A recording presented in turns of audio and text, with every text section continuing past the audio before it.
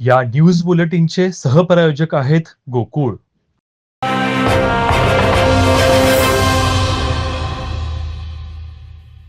रंगपंचमीच्या पार्श्वभूमीवर शहर वाहतूक नियंत्रण शाखेच्या वतीनं कोल्हापूर शहरात वाहनांची तपासणी करण्यात आली.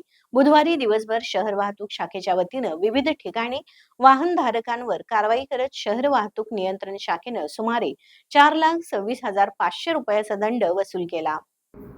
रंगपंचमीच्या अनुषंगानं बुधवारी पोलीस अधीक्षक महेंद्र पंडित आणि उपविभागीय पोलीस अधिकारी शहरी विभाग यांच्या मार्गदर्शनाखाली वाहतूक नियंत्रण शाखेच्या वतीनं कोल्हापूर शहरात हुल्लडबाजी करणाऱ्या वाहनधारकांवर कारवाई करण्यात आली.